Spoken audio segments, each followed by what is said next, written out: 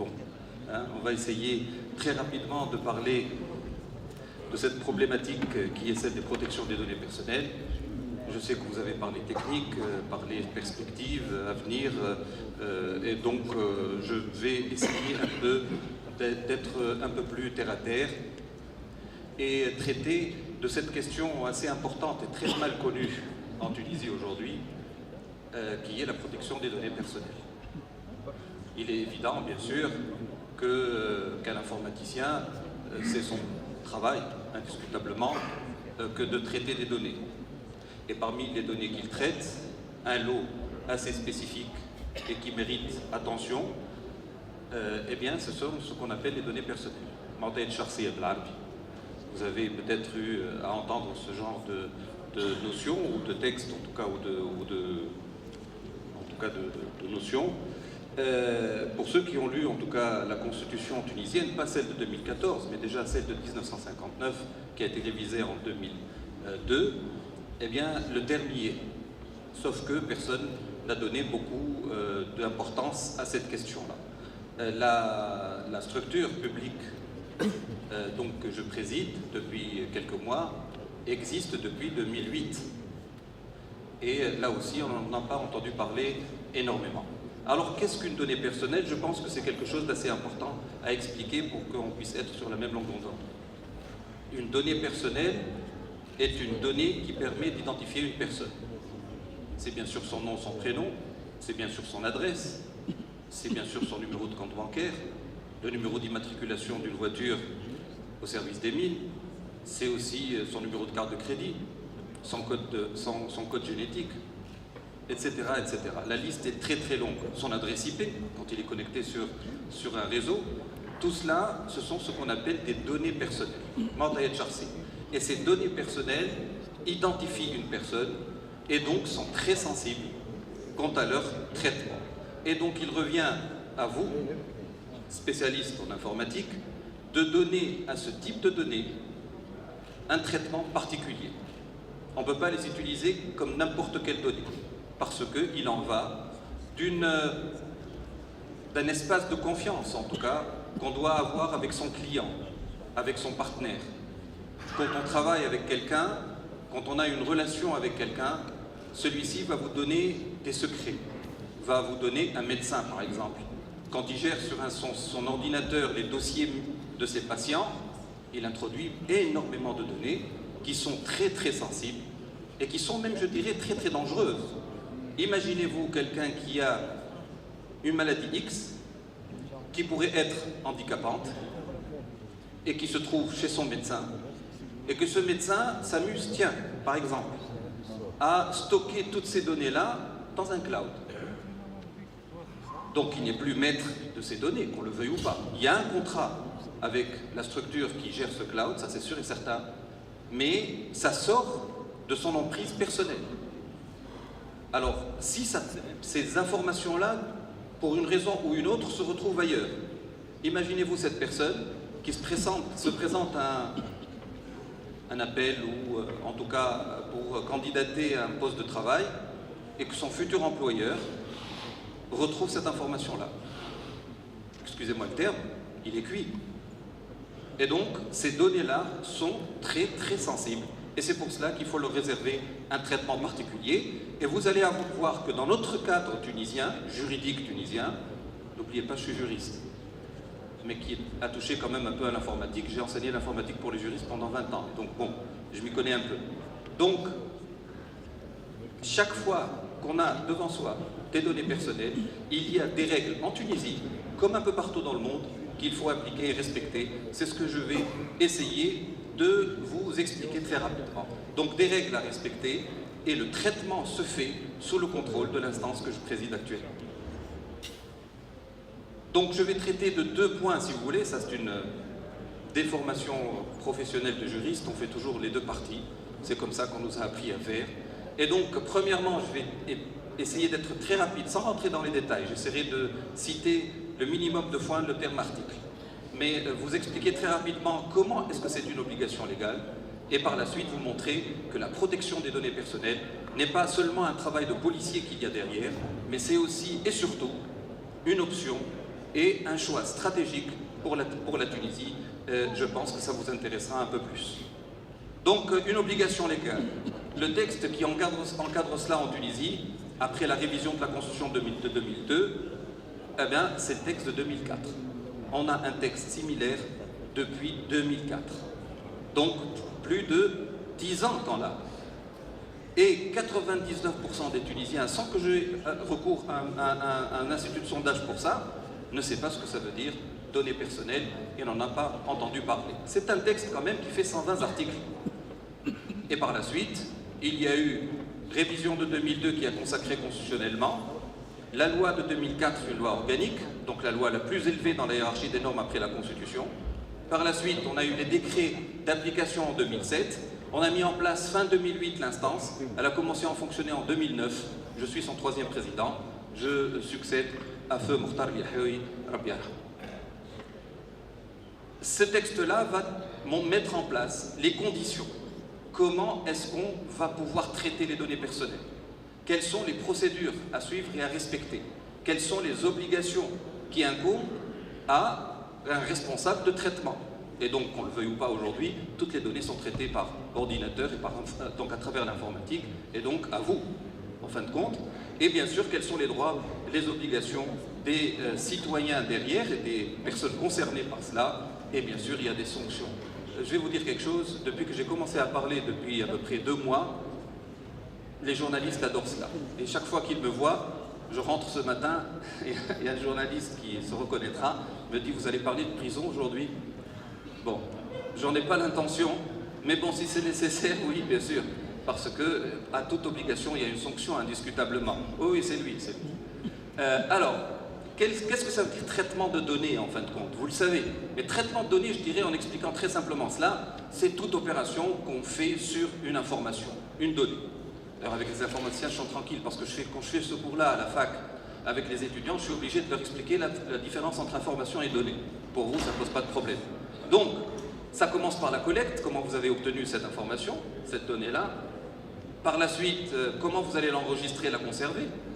Comment vous allez faire des modifications dessus. Par la suite, et ce qui est important, comment vous allez l'exploiter, l'utiliser, la consulter. Par la suite, comment vous allez pouvoir communiquer cette information. On dit qu'aujourd'hui, les données personnelles, c'est le nouveau pétrole. Ça s'écrit. Il y a toute une tendance dans la doctrine qui défend cette idée-là, parce que c'est une valeur indiscutablement très très importante pour l'économie moderne. Et donc comment on va communiquer cela, comment on va le diffuser, comment on va le transférer. Alors la différence entre communication et transfert pour les juristes que nous sommes, excusez-moi, mais je suis obligé de faire un éclairage là-dessus. Communication, c'est quand vous restez sur le territoire national. Transfert, c'est quand vous transférez à l'étranger. C'est ça la différence, en tout cas dans le texte. Et par la suite, ça aussi, ça fait partie du traitement. Comment vous mettez fin à ces données-là, la fin de vie de ces informations. Alors,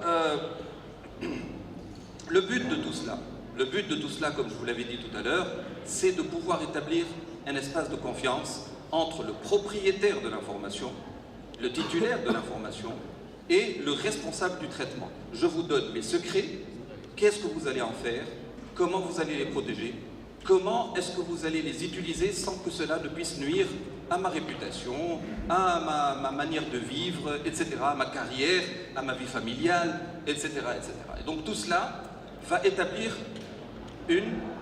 indiscutablement un espace de confiance et une relation de confiance. Comment réaliser cela? Eh bien, c'est en faisant la promesse, mais la loi s'en charge, parce que c'est une obligation légale, de respecter toutes les règles qu'il y a en matière de traitement de ces informations-là. Quelles sont ces règles-là? Premièrement et avant tout, et c'est très important, il y a des obligations, comme je vous l'avais dit, qui sont à la charge du responsable du traitement. Deuxièmement, il y a des droits que les personnes peuvent revendiquer vis-à-vis de ces informations, de ces données qu'ils vous donnent à traiter. Ce n'est pas parce que vous les avez que vous en êtes propriétaire. Le propriétaire initial reste inchangé. Vous en êtes garant et protecteur. Par la suite, il y a le contrôle. Je n'aime pas donner cette image-là, mais oui, je fais le policier des données personnelles, ou en tout cas je ferai le policier des données personnelles avec tout ce qui en découle. Alors, le principe est le suivant, c'est que chaque fois qu'il y a une opération de traitement sur les données personnelles, on est, suivant la situation, dans deux cas de figure. Soit le texte vous dit, il faut déclarer cela. Aucun traitement de données personnelles ne peut se faire en Tunisie s'il n'a pas été préalablement déclaré à l'instance nationale de protection des données personnelles, qui a 30 jours pour dire si c'est oui, si c'est non, etc. Mais c'est une obligation légale. Vous ne pouvez pas prendre des données personnelles d'individus, les traiter dans votre système informatique si vous n'avez pas fait la déclaration préalable. Et dans les données personnelles, il y a un petit ensemble qui sont encore plus sensibles, qu'on appelle les données sensibles. Ce sont les données de santé, par exemple, les opinions politiques, les convictions religieuses. Toutes ces données-là, le texte dit dans l'article 14, il est interdit de les traiter. Et dans un alinéa 2, il dit toutefois, et il donne les exceptions. Et alors, dans ces cas-là, il soumet ce traitement à une autorisation.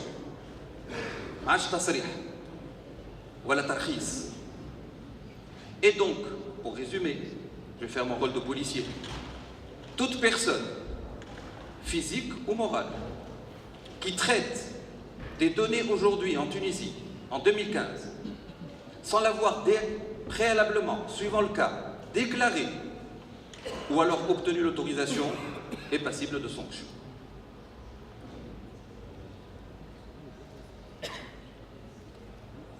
Les autorisations sont demandées dans 3 situations.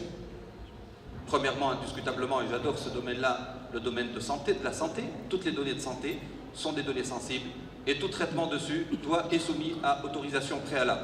Chaque fois qu'on transfère les données à l'étranger, c'est soumis à autorisation. Alors le cloud à l'étranger, je ne vous dis pas. Je ne suis pas contre, je l'utilise personnellement. Mais il faudrait que les personnes soient au courant et que par la suite, la personne qui réalise cela, donc la société informatique derrière ou l'opérateur qui traite tout cela, doit être au courant de ces obligations-là.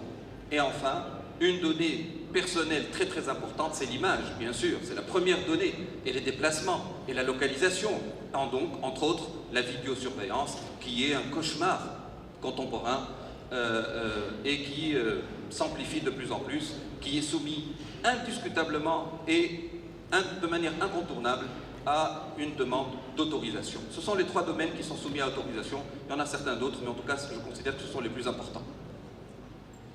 Alors, comment l'opération de confiance va s'établir? Premièrement, toute personne qui a l'intention de traiter des données, quelles qu'elles soient, doit obtenir le consentement éclairé de la personne. C'est-à-dire que vous allez lui dire, vos données, voilà ce que je vais en faire. Voilà à qui je vais les communiquer. Voilà, je vais les transférer. Est-ce que vous êtes d'accord ou pas? Faites-moi une croix ici et signez là. Sans ça, vous êtes dans l'illégalité. Et surtout, il faudra lui dire, voilà ce que je vais en faire. C'est ce qu'on appelle la finalité. La finalité doit être licite, loyale, claire, etc. Tout cela, c'est le contrat de confiance qu'il y a avec la personne propriétaire de ces données. Autrement, le contrat n'est pas applicable, indiscutablement. Et autre chose très importante, le traitement doit se faire jusqu'à ce que la finalité que vous avez fixée et que vous avez communiquée ait été atteinte. Je veux traiter ces informations, je suis médecin, je prends toujours cet exemple-là, je ne sais pas pourquoi, et je me dis, voilà, je tiens ces informations chez moi jusqu'à ce que vous soyez guéri. Si je suis guéri et que je n'ai plus de problème pour lequel j'ai consulté, le médecin, la finalité du traitement des données qu'il a est terminée. Il a obligation de détruire ces données-là. Il ne peut pas les garder. C'est le nouveau droit de l'homme qui est revendiqué aujourd'hui un peu partout dans le monde. Mes étudiants rigolent à chaque fois, qu'on appelle le droit à l'oubli. Il faut que les systèmes informatiques oublient un peu les gens après un certain moment. Et ça, c'est ce qu'on appelle le droit à l'oubli. Ça viendra dans des textes internationaux, c'est en cours de concrétisation. Je vais aller rapidement. Tout traitement, en ce qui vous concerne aussi, c'est quelque chose de très important, doit garantir la sécurité des données. Moi, je vous donne mes données, nous sommes dans une relation de confiance, mes données les plus secrètes sont en votre possession, mes transactions bancaires. Eh bien, je vous fais confiance, mais je vous rends responsable de toute perte de ces données, ou de toute modification non autorisée de ces données-là, ou de toute commercialisation de ces données. Il faut assurer la sécurité des données personnelles qui sont en votre possession. Vous allez me dire, c'est notre travail, on assure la sécurité de toutes les données qui sont en notre possession. Eh bien maintenant, il va falloir que vous faites un cloisonnement dans votre manière de travailler. Il y a les données d'une manière générale, qui concernent votre entreprise, vos marchés, etc. Ça, c'est votre affaire. Mais quand vous avez des données personnelles de personnes, d'individus, de personnes physiques, eh bien, votre souci devrait être double, triple, quadruple. Ne perdez pas le sommeil à cause de ça. Mais en tout cas, vous devez assurer une hyper-sécurité pour ces données-là. Et le texte est clair.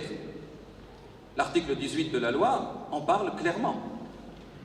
Eh bien, il va dire, pour résumer très rapidement, il ne faudrait pas qu'il y ait des actions non autorisées sur ces données. Donc, pas d'opération d'intrusion, pas d'opération de modification, de consultation non autorisée, n'en parlons pas du transfert de la commercialisation, etc. On aura l'occasion, vous aurez l'occasion dans les mois à venir à me voir parler de tout cela un peu partout. Eh bien, si aussi vous êtes responsable et décideur dans une structure, dans une entreprise, et que vous avez l'intention de sous-traiter cette opération de traitement chez une entreprise privée, par exemple, ça pourrait être l'État dans le cadre du PPP d'ailleurs, eh bien, les deux sont co-solidaires en matière de responsabilité en ce qui concerne la sécurité des données personnelles. Celui qui a demandé à l'entreprise de faire ce travail pour lui, l'entreprise qui est en train de le faire, le responsable est même tenu et responsable de quoi? Du choix qu'il a fait de son sous-traitant. S'il choisit son sous-traitant sans donner trop d'importance aux critères ou à sa capacité ou à ses compétences, eh bien s'il y a un problème par la suite, il est responsable avec lui et donc ils sont co-solidairement responsables de toute question ou en tout cas de tout abus qui pourrait être remarqué et constaté par la suite. C'est ce que je vous disais, donc je passe dessus très rapidement. Alors, les actions à prendre, ce sont celles-là, et que je vous avais résumées, et donc les précautions, vérification. Ah oui, le log, c'est très important. J'ai posé la question une fois à quelqu'un qui était responsable, etc. Je lui avais dit, oui, vous avez des données qui sont très importantes, mais si je voulais savoir à un moment X qui a consulté ces données-là, il m'a dit, oui, le système existe, je veux pas dire que c'était une structure publique, mais je vous le dis. Il m'a dit, oui, mais notre système informatique ne permet pas cela parce qu'on travaille sur une version de je sais pas quoi qui est dépassée. Bon. C'est une obligation légale. Il faut être capable de dire à n'importe quel moment qui a consulté, pour en faire quoi, est-ce qu'il en a fait copie, est-ce qu'il a imprimé, n'importe quoi, est-ce qu'il a fait une modification. Tiens, je vais vous dire quelque chose. Des données personnelles, prenons le cas de la Belgique. Ils font une carte à puce d'identité. Ils mettent un identifiant unique dessus. Et on se dit, le régime belge, l'ambassadeur de Belgique n'est pas là, mais en tout cas je ne vais pas faire un incident diplomatique, mais c'est un État policier. Autant d'informations qui sont stockées sur les systèmes publics de l'État belge, c'est atroce. Et bien, vous savez ce que font les Belges pour ça? La solution, en tout cas mon vis-à-vis en Belgique, eh ben, ils ont obligé l'État à permettre à n'importe quel citoyen belge de pouvoir, sur une plateforme, rentrer à n'importe quel moment et consulter toutes les structures publiques ou privées autorisées à consulter ces données personnelles. Je vous donne mes données, mais je veux savoir qui les consulte et pour en faire quoi. Et donc, moi, citoyen, je dois pouvoir le faire. Et donc ça, il faut l'inclure dans vos systèmes informatiques, dorénavant. Les sanctions, mon Dieu, je vais en parler quand même. Je le vois rigoler derrière, le journaliste dont je vous ai parlé. Allez, donc, oui, il y a tout un chapitre sur ça. J'étais un enseignant de droit humain à la fac avant d'être catapulté président d'une instance. Et dans mon acception, les sanctions privatives de liberté, j'aime pas. Je suis contre, par principe. Mais il y a une règle qui est encore plus importante que celle que je viens de vous parler, aux convictions que je viens de vous parler. C'est que la réglementation et la législation d'un État doit être respectée. Et donc, tant que ces textes-là existent, eh ben, on va veiller à ce qu'ils soient respectés. Quelles sont ces règles-là? Si on fait un traitement de données sans avoir fait préalablement une déclaration ou une autorisation, sans que je vous fasse un rappel, la loi est applicable. Tout le monde sait que la loi existe et qu'ils doivent la respecter. Eh bien, c'est l'article 90. C'est 1 an d'emprisonnement et 5 millions d'amende. Facture lourde. L'article 94, en ce qui concerne la sécurité des données personnelles, si on ne les respecte pas, c'est 3 mois d'emprisonnement d'amende et 1000 dinars d'emprisonnement et 1000 dinars d'amende. Il y a 15 articles similaires. Et donc c'est 4 pages. Et ça, on ne les a jamais appliqués, ces sanctions en Tunisie. Et j'espère, après l'étape qu'on a amorcée de vulgarisation, de sensibilisation, d'explication, de médiatisation, j'espère qu'on n'aura pas besoin, en tout cas, de demander à la justice de les appliquer. Voilà. Alors, l'impératif stratégique... Ah, il y a un A qui a sauté, excusez-moi. Donc, très très rapidement, c'est bien, mais qu'est-ce qu'on en tire comme profit, à part le fait d'échapper, en tout cas, d'un emprisonnement, qui est prévu par la loi? Que gagne la Tunisie à protéger les données personnelles? Eh bien, à devenir un espace de confiance. Car c'est même un impératif aujourd'hui pour la Tunisie. Et à 2 points de vue. C'est un impératif pour la transition démocratique, c'est un impératif économique. Transition démocratique, je vais rapidement, je sais que les gens en ont un peu marre, et donc bon, je fais très rapidement. Impératif démocratique, pourquoi? Parce que les transitions démocratiques sont basées sur le respect des droits et des libertés des individus. C'est pour cela qu'on fait des révolutions. C'est pour cela qu'on casse la baraque. C'est pour cela qu'on a des revendications. Et c'est pour cela qu'on a de belles constitutions et de beaux textes. Et donc, parmi les obligations, c'est le respect des droits et des libertés des individus, comme la protection de leurs données personnelles. Et donc, je n'ai pas à disserter là-dessus, je passerai rapidement. Alors, par contre, sur le plan économique, d'une manière générale, c'est là où ça fait mal. Et j'ai mal pour ma Tunisie. Parce que la Tunisie a été le 32e État de le monde à constitutionnaliser la protection des données en 2002. Elle a eu son texte en 2004. Pour donner un exemple, car nous sommes les seuls dans le monde arabe, le Maroc ne s'est réveillé et n'a fait son texte sur la protection des données qu'en 2008. Le Maroc est aujourd'hui bien loin devant nous. Bien loin. Et d'ailleurs, tous les contrats d'offshoring, c'est eux qui les prennent. Pas nous. À cause du fait qu'on a pris du retard. Pourquoi? Parce qu'on a fait une instance, mais que l'instance n'a rien fait. Parce que les investisseurs étrangers vous disent, vous avez une loi, vous avez une instance, mais c'est platonique. Il n'y a rien sur le terrain. Et donc, ce n'est pas applicable, ça n'est pas respecté. Et donc, ce qui se fait, c'est ce qu'on voit là. Niveau non adéquat de protection des données personnelles en Tunisie, malgré l'existence d'une instance. Que veut dire cela? Moi, je dis que c'est une décision qui tombe comme un couperet. Ça voudra dire que toute personne, toute entreprise européenne, entre autres, qui aurait des données à délocaliser chez nous, eh bien, d'après la législation européenne, il ne peut pas le faire. Aujourd'hui, il ne peut pas le faire en Tunisie, il peut le faire en Inde, il peut le faire en Roumanie, il peut le faire au Maroc, mais pas en Tunisie. Car la Tunisie n'est pas un espace de confiance. Voilà ce qu'on perd. Alors vous allez me dire, quoi exactement? Eh bien, l'étude du ministère de Sinamen, qui a fait cette étude-là, en tout cas sur le Smart Tunis, ce fameux projet, eh bien, ils ont donné des chiffres qui, moi-même, m'étonnent. Les voici. Si on se met à la protection de données, que la Tunisie devient un espace de confiance, comme l'est le Maroc aujourd'hui, eh bien, on estime que ça va permettre 50 000 emplois dans les 5 années à venir. On a besoin de ça. Mais vous allez me dire, seulement cela? Il y a autre chose. Alors là, les chiffres, quand ça commence avec des milliards, moi je n'y comprends plus rien du tout. J'ai été à l'université avec des économistes, mais ce n'est pas en tout cas ma spécialité. Alors, ça passe ou pas? Hop, voilà. Qu'est-ce qu'on gagne en entrée en devise en Tunisie? Énorme aussi. Et cela, il faut rentrer dans le cercle des États de confiance en ce qui concerne la protection de données personnelles. Ça résume tout ce que j'ai dit, donc c'est pas la peine de revenir dessus. Je vois l'organisateur qui regarde sa montre. Oui, alors maintenant, c'est un grand problème aussi, on n'en a pas parlé, généralement les politiciens ne veulent pas en parler, moi je ne suis pas politique, je suis technicien. Et donc, je peux le faire. Aujourd'hui, les données personnelles posent de très très grands problèmes sur la scène internationale. Parce que vous savez, on a en quelque sorte une frontière qu'on ne voit pas, mais qui existe, qui est réelle, entre l'espace européen, le vieux continent, et l'espace américain.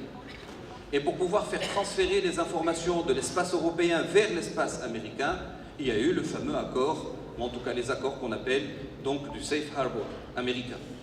C'est qui a permis aux entreprises européennes de pouvoir transférer les données des Européens vers les États-Unis d'Amérique. Eh bien, le coup près est tombé. Après les scandales de l'espionnage qui a été fait, après les déclarations de Snowden, que vous connaissez sûrement, eh bien, ce qu'on a eu, c'est avant-hier, donc c'est tout chaud. La Cour européenne a déclaré, en tirant une sonnette d'alarme, que le Safe Harbor était controversé et qu'il était invalidé. Et donc cet accord-là ne peut plus être appliqué par les gouvernements européens.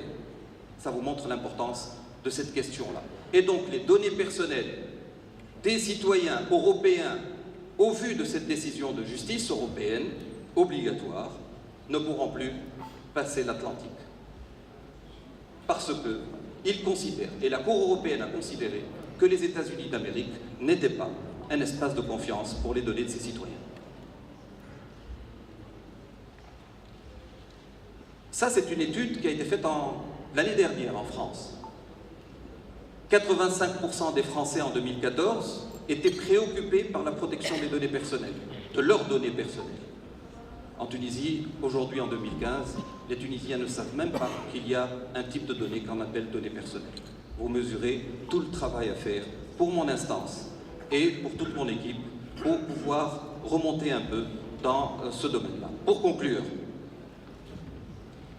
conclure, c'est une question dont vous entendrez souvent parler, en tout cas, de cette question de protection des données personnelles. Mais je vous demande, dans vos structures à vous, d'arriver jusqu'à votre plus haut responsable et de lui parler de ces questions-là. Car la responsabilité pénale dont je vous avais parlé, c'est celle du responsable, du premier responsable. C'est lui qui signe les demandes d'autorisation et de déclaration. Et c'est lui qui est civilement et pénalement responsable. Donc, sensibilisez-le. Vous ne savez pas exactement quoi lui dire? Venez me voir. Je suis habitué de vivre dans une petite villa derrière l'ambassade d'Allemagne. Et donc, ma porte est ouverte. Venez personnellement, je pourrai discuter avec vous de ces questions-là. Vous allez me dire, vous allez vous occuper des entreprises privées et l'État. Big problem. Quand on a fait le texte en 2004, on a dispensé les personnes publiques de toute obligation. On va le changer. Parce que la Tunisie, je suis arrivé à l'instance le 5 mai. Le 7 mai, le ministre de la Justice a fait sa demande d'adhésion de la Tunisie à la Convention 108 européenne sur la protection des données personnelles. Début juillet, elle a été déposée au Conseil de l'Europe. Dans les jours à venir, on va avoir la décision du Conseil des ministres. Normalement, on va nous autoriser à y adhérer, à condition de changer notre législation.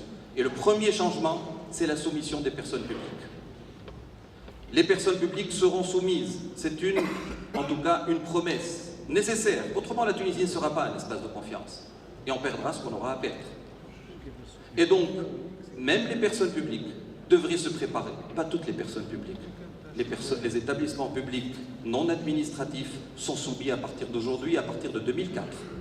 Et donc les hôpitaux, l'ASTEC, la Sonnette, Tunisie Télécom, etc., etc., toutes ces structures, la Tunisair, toutes ces structures publiques sont soumises depuis 2004. J'attends leur demande d'autorisation. CNSS, RPS, CNAM, oui, bien sûr. Vous n'avez qu'à voir votre texte. Si votre texte dit que c'est un établissement public non administratif, vous êtes soumis comme Microsoft Tunisie ou je sais pas qui, ou Orange ou Olid ou n'importe quel autre opérateur privé. De la même manière. Et en tout cas, je vous fais la promesse que dans quelques temps, même les personnes publiques et administratives en tout cas, seront soumises au même titre. Et aujourd'hui, on a 3 dossiers très épineux à traiter qui sont en relation dans le domaine public, en tout cas dans la sphère publique des structures publiques. Ce sont les 3 que vous voyez s'afficher. On a ce grand projet qui est celui de la vidéosurveillance publique, parce que, je ne sais pas si vous m'avez entendu parler à la radio et à la télévision de l'exemple de Megrine. La municipalité de Mégrine qui s'est amusée à mettre des caméras de vidéosurveillance sur la voie publique pour voir ceux qui jettent les ordures n'importe où. Le problème, c'est que ce n'est pas la municipalité qui l'a fait. Non, les journalistes n'analysent pas exactement les termes du problème.